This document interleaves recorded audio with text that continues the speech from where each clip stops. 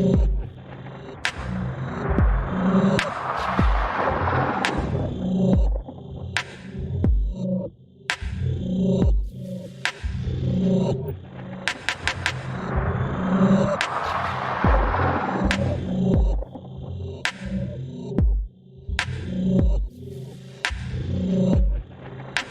morning. Hey, what's up, Hudson? This is Carlos. How you doing, man? Hey, Carlos, how you doing this morning? I'm fantastic. How about yourself? All is well. All is well. Just working through this real estate maze. Man, I know. I talked to a lot of people too that are doing the same thing and that are having very similar situations as yourself. I have a guy that I work with. His name's George. He has 3 properties, like exactly like yours, that they locked it up with servability numbers, and then this like price reduction has moved so quickly that they're not able to get the number that they already did their numbers at 3 to 5 months ago. It's like it came down another Right. $100,000. It changed drastically, and like you said, very quickly. And it sucks because even some of the numbers that I heard him lock it up at, there was like big enough spreads that even I thought it was very conservative. I thought there were deals. And I was on a phone call with him yesterday, just trying to game plan like other strategies that you can do, and maybe I can try to help you out, see if you can keep your own, and if not, I don't mind even buying them with you or buying them with my partner if it makes sense. Right. Yeah. So what I've decided to do, I mean, my fallback is just going to be to Airbnb these properties out. Right. I've got 2 of them right now, Carlos, and so one of them I just got an offer on last night. Okay. The 2291 Burnt Creek in Decatur, Georgia's downtown Decatur. I mean, it's a beautiful location. You really can't beat that location. It's Toco Hills area, 3 minutes from Toco Hills. So I had it listed for $630, and I've dropped that property all the way down to $574 now. Wow. I got an offer on it last night for $525. And then my agent agreed to accept a little bit less commissions and things like that. So I think I'm officially under binding contract on that one now. Sweet. Thank God. Yeah. I mean, that was a huge reduction already. Crazy. Yeah. So now I do have another one, Carlos. I've got one at 140 LaGrange Street. How do you spell LaGrange?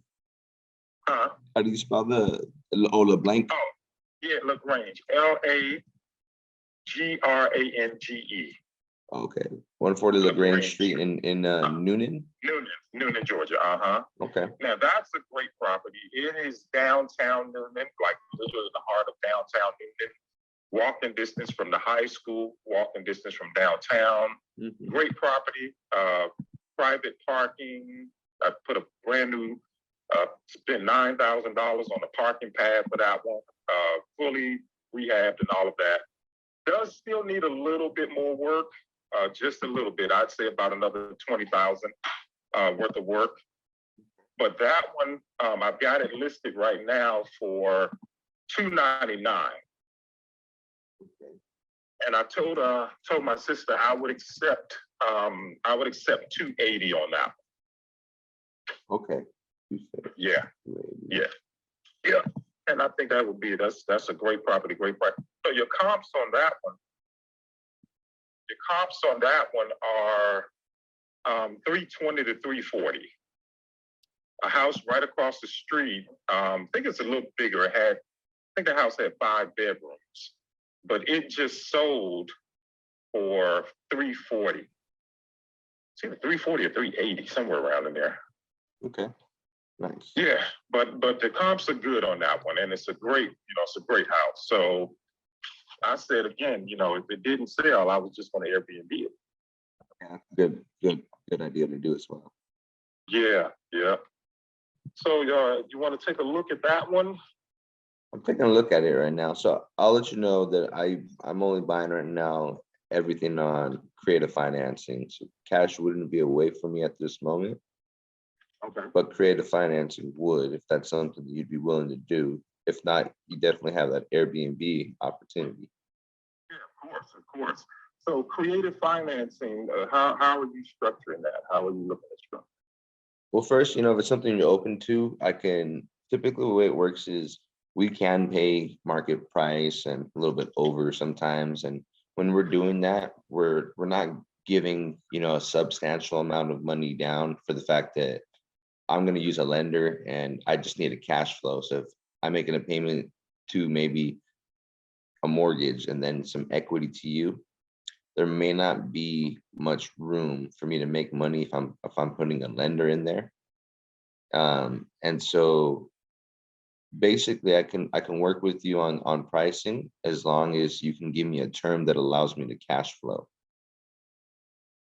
Okay. So So then basically, so you don't have a lender, then you won't be using a lender. So I'll be the bank. yeah. So what happens is, well, there's two lenders. You become the bank, so you're a lender.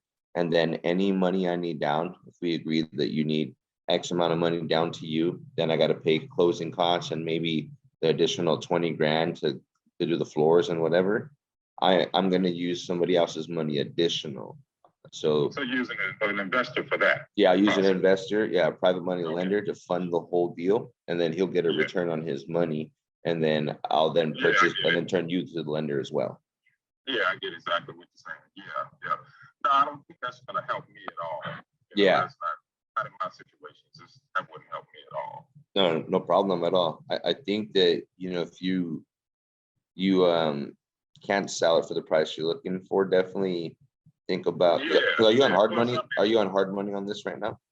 Yeah, I'm on hard money on it, but I'm also on a refinance on it as well. So Yeah, I would try to my do that. refinance is ready to, yeah, my refinance is getting ready to close in the next 10 days.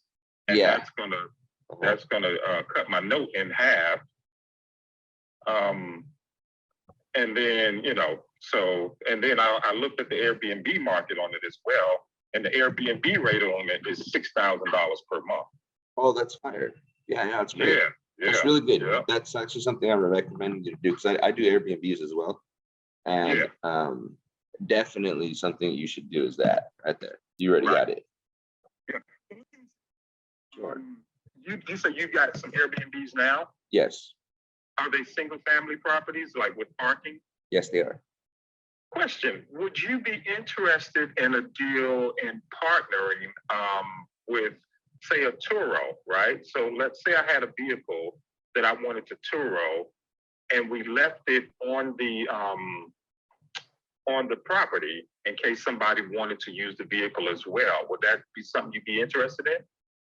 Fire. Never thought about that. Yeah. Yeah, man. So the Airbnbs, I've got partners too in my deals. I've got a partner in both of these deals, my Burnt Creek and my LaGrange Street deal, right? Uh-huh. And I don't really want to Airbnb, to be honest. That's a whole nother business. That's a time-consuming business. So I told my partners, I don't want to be in the Airbnb business. I'll let them do the Airbnb, but I want to do Turo. So I want to put a car on the property and then give the Airbnber the option to use the car while they're there. Right. Which is kind of a catch-all, because they'll have transportation and they'll have the Airbnb. Very true. That's fire. I mean, the only thing is, I know most guests would most likely have their own vehicle, or either, let's say they're flying in from out of town or something, they would probably have a rental. So I know that there would be a chance of people still using them, but I would just think that maybe a lot of people are already getting rentals coming into the Airbnbs or driving into them. They have a vehicle. So I'm just trying to see. Yeah, but if they're getting rentals, then why not Turo a car that's already on site? I guess we can promote that too, so then they can. Yeah. They can drive it back to the airport or whatever the case may be. They can, Uber from the airport to the property, and then they've got their car sitting there on the property, whatever the case, however it works out. Yeah, that's very true. I like that. Yeah. Yeah. Yeah, because I have one in Yucca Valley, California. Okay. Because that's where I live, in Palm Springs, California. Okay, you're in California. So you're in California. Yes, I'm right here. Yeah. So I got a nice one in that I just got listed earlier in the beginning of this month or late last month. Yucca Valley. Okay. It's a single family homes, 2,200 square feet, 4 bedrooms, Okay. 4 bedroom, 2 bathroom. We have a hot tub and a above ground pool, and that one has like the basically everything, all the amenities, and then good enough parking. That could be an opportunity. And then there's one that we're working on right now. We just closed on it. It's 4 bedroom, 4 bathroom, 2 stories, 3,300 square feet on 6 acres in the mountain areas next to Yosemite Park, like in Okay. like the forest area. Like it's real. Both of my Airbnbs are in tourist locations for Airbnbs. One's in Right. Southern California in like a desert cactus area, and then the other one is like in the mountains with forests and trees and snow. So they're both in California now. Yeah, one's in SoCal, one's in NorCal. I do have two Yeah. properties in Georgia though as well. Oh, you do? Okay. Yeah. Yeah. I was going to say I would, because this is a concept I'm kind of just starting. I would want to stay local at the moment, just for now, because it'll be my first time doing it. Yeah. You know, just to see, because I would want to keep my eyes on the cars and all that kind of stuff. I have a buddy too who I have two buddies that I know. One's a female, one's a male, and they both had their own Turos companies. And one of the ladies I know, she had at one point I think like 60 cars on Turo. Wow. I could always connect you with her, like give you her number and you can chop it up and maybe she could put you on some pointers. Yeah, but I don't know if would she be willing to share information with, I mean, I know how people are. They don't want to be, unless they get paid, they don't want to be taking on, I don't think she does it as much anymore. So. Oh, okay. Oh, she doesn't do it anymore. Oh, yeah, and I have good relationships. Why did she stop? I'm not too sure either. I think something happened between her relationship. I forgot what the story was.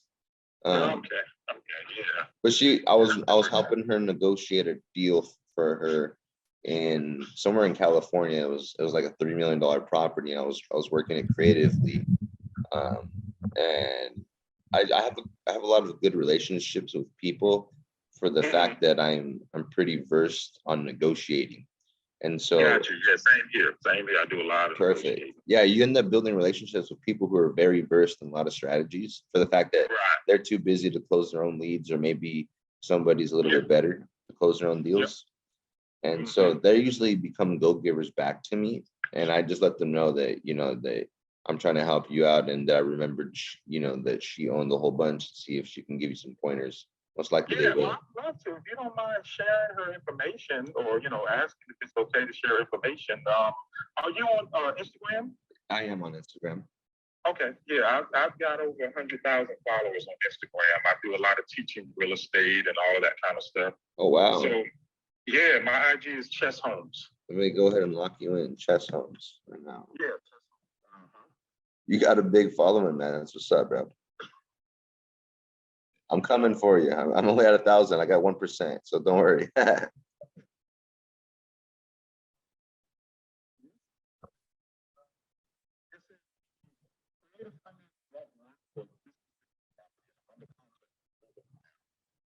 one under last night. Is it just Chess Home, or what is it? Chess Homes, CHESS, like the game of chess. Homes, HOMES. Okay, and is it there's so I see Chess Homes Unlimited, and then that's me. Unlimited. Oh yeah, you do have 102. Boom. Okay, I'm following you right now. Just follow you. I'm Carlos Ruiz. All right, yes, follow me now, and I'll go ahead and follow you back as soon as we get off the line here. So there's another way that in the scenario where let's say that you need a substantial amount of money down, like let's say you wanted to sell me your house and didn't want to do Airbnb, and I wanted to do Airbnb. One way that this would work is it's called the Morby method. Have you heard about it? No, go ahead. So in a scenario where a homeowner wants a substantial amount of money down, where it kind of messes up the cash flow and things like that for like a regular seller finance deal, what happens is, let's say you want 280, right? And you say you're open to selling it to me on terms, but you want like 100 grand down. And now that's going to kill my deal normally if I were to get a regular private money lender in there. There is a way that I can go and get a non-recourse loan, get this property appraised, and get around roughly 70 to 80% of the appraised value. And then I can come in with that. And then basically, instead of giving you 100 grand, I can give you like 60% down on the purchase price, and you carry the remaining balance for me on a note. But, I would still carry the rest of it. Yeah, I'm familiar with that. Yeah. Now that I might be open to, but now how's that that won't affect, I guess that won't affect the refinance that I'm doing now. Because like I said, I got the appraisal value came in at 288 on that house. Yep. So they're giving me like 214. Yeah. So they're giving you, that's what, 70%, 80%, or what is it? 75%. So in a scenario, let's say that I get that, right? 75%, 70 to 80% of it. Then basically I have all this cash to use, but here's the two things that are going to have to happen for it to work this way is they're going to want to sit in first position since they're funding me such a big amount. And second, me giving you all that money up front, since I'm going to have a huge payment to that already, whatever term that, let's say we agree to, if it's 5 years or something or whatever, I wouldn't be able to make basically a payment to you, or I could run it to see what that payment would be, and then if I can still make a payment to you because you just said that you can bring in around $6,000 a month.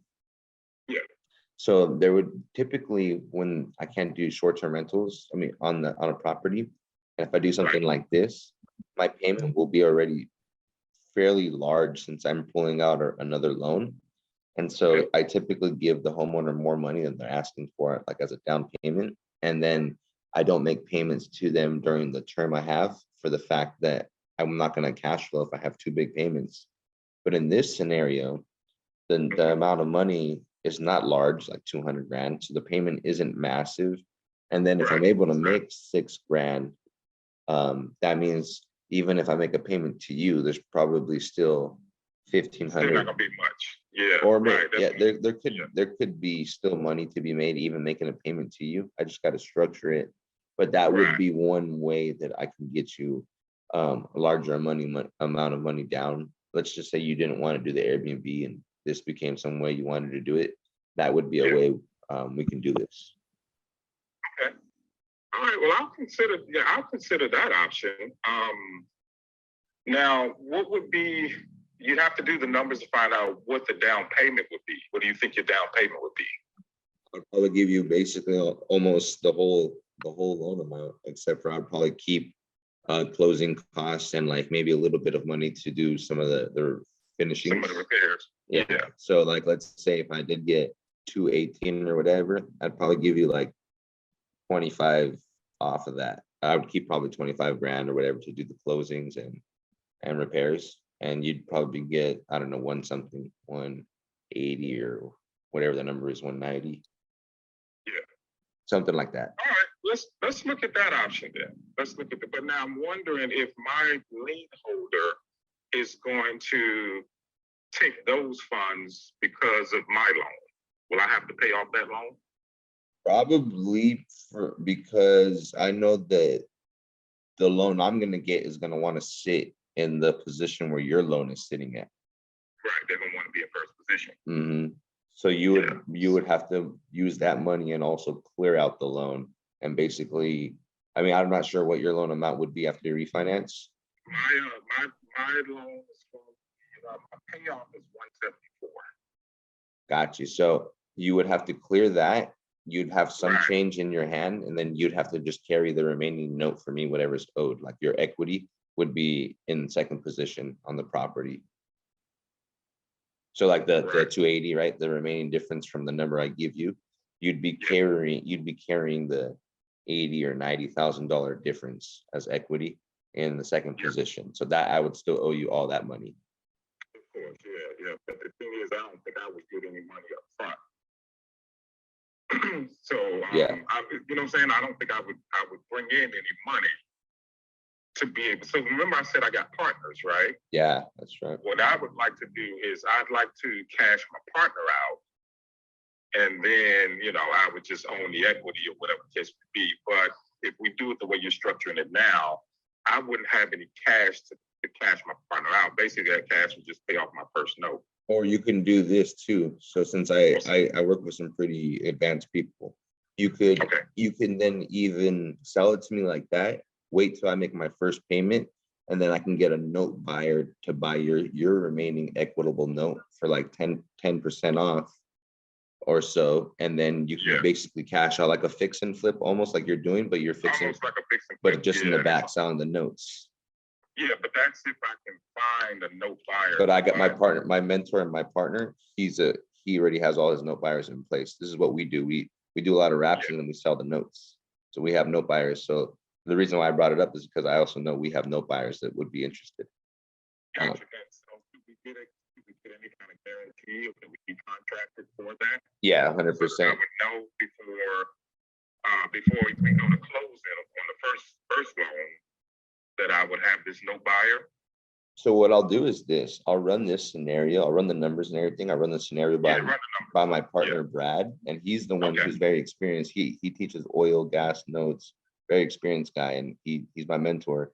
And I can jump on a phone with you and I and have him break it down with a little bit more knowledge for you and a little bit more ease. And then if it all makes sense, this is something we can put together on paper for you. There you go. Okay. Yeah, let's do it that way. Okay. I like that. I'm okay with that. Okay, sounds good. Let's do that. So I'll touch base with my partner today, and then I'll run it by him, and then I'll see what time we can jump on a call. Okay. All right. Thanks, fellas. And if you don't mind sharing the Airbnb, young lady. Oh yeah, I'll go ahead. Yeah, her name's Jennifer. Yeah, I'll go ahead and send you her number. Okay. Thanks, Carlos. Pleasure talking to you, buddy. You too, buddy. Bye. Okay. Nice. It was a real creative finance deal. You see that? Yeah, super creative. I was like, oh shit, I got stumped after you pitched the Morby method, and then I came in and told him I'll sell your second note. So I'm trying to. That's what real creative financing is. Where I was like, oh shit, okay, all right. I haven't heard this one done yet. Like, I haven't that was heard my that first one live. time. That was my first time, but that was your first time pitching that one. Well, basically me buying it and then exiting him as the holder, because he just wanted out first. Still, this is it. Yeah, because it's a unique situation because he's got partners in it. So you're buying essentially it's two notes, but then the JV split is what's making it more complicated. So you're basically buying out him, and because he has a hard money in place as well. So this is what's going to happen. So since he wanted to do a fix and flip, he already wanted to exit the property. He was never going to buy and hold, right? So that was the first thing in my head. But as it came up, I was going to use the Morby method. I just wasn't going to throw it first. So once I knew that wasn't going to work, in my head, I said, okay, I'll pitch the Morby method in a little bit. Let me keep talking. So when we came back to the Morby method, and I told him about how that works and how much money down I'm going to give him, well, he has a hard money lender in there, but he said that he has he's going to refinance in 10 years. He's going to in 10 days, he's going to refinance it from hard money to whatever traditional loan he has. So then his face value on that's going to be 175. So if I get this property appraised and get 75% of it, I'm getting like 218,000. And I told him that wipe out his 174. Well, I told him I'm going to need like the remaining 20 grand to do the floors and everything and some closing costs. So maybe like 25,000. So 25,000 off of the 218, you're left with like 190 or whatever. So what's 218 minus 25? 218 minus 25 is 193 minus 174. Yeah. Okay. So then there's 19,000 left to him. Yeah, to him as partner right there. Right. Okay. So they can split that 19,000, but then he wants to buy out his partner. He wants his partner because his partner is probably not going to be cool with it either. It's a collective decision. So since they were both open to fixing it and flipping it, it got to my point where I was like, he goes, but then it won't help my lender out or myself. And then I had that Zoom this morning, right? We were talking about the notes and selling the notes for certain situations, right? Well, perfect situation. He wanted to be out of the deal. So I said, so then why don't we just sell your second position equity note, the one that has a remaining $80,000 or $90,000 in there for like 10% off, and we can sell the note. So then you fix it. That'll be 72. So that'll be 72 grand, let's say, right? Yeah, because 80,000 minus 10%. So it'd be 72 grand. Yeah, at 72 grand, plus the 19 grand. So his partner and him So paid they owe 191 91. grand. And there you go. And said, so they fixed and flipped it, but they couldn't actually flip the house. So they flipped the note instead. So now that 91,000, you would be essentially picking that 91,000, or is that theirs? So that 91,000, I would sell it to a note buyer, and a note buyer would be holding it for me, and I'd still be I'd be the buyer, the wrap buyer, but he'd right. be But then now you exit. Okay, so that I wouldn't exit it. 91,000. I would own it now as an Airbnb. Right. Right. So what I'm saying is that 91,000, now you wipe them out of the picture completely. Right. And yeah, now Now they're you're carrying fixed and flipped it, and now it's just the note holder, and Right. that the note holder is also clearing out the loan as well. Right, My so loan, the loan that I just put up for the Morby method. So now the note holder cleared out my debt, and now I just have a one debt to that note holder. Fuck, we should make like a fucking map, like a little That's fire. a lucid map on it, just to show like, We need to put this one up on the recording. This one was good. because you remember how I made the Morby method, the plan out. We should do something like that, which this is a really unique situation. So funny that this happened, okay? Because this is actually a fix and flip that is kind of happening with the situation that we try to put under contract. Very similar, right? The hard money lender is still entitled, but then the original fix and flipper couldn't flip it because of the red tags. So we ended up trying to take it on, trying to wholesale it to other investors, but that didn't work out either. So now that flipper has listed it on the market, but then multiple offers, but no bites. Like it's been falling out of contract every single time because there's so much red tape on it that a lot of investors are worried that they're not going to make money. So this situation, actually, this strategy actually might work out in that scenario because they're bleeding money from the hard money lender like every single month, right? Yeah. And it's kind of the same thing with this situation with your guy. They're paying out a hard money lender, and you're not technically hard money lending. You can't do any creative on a sub 2 level because the payments are just so big. Yeah. So the cool thing was in that area, he said the Airbnb ran 6 grand. We'll see, but if it is, then that's gonna make sense. It's gonna be perfect because I'm not gonna have 2 loans for the fact that I'm gonna clear them all. Yeah, I love Brad for teaching strategy. So just your note buyer would essentially be the only carrier in that note. Yeah, let me call Brad and run this by him.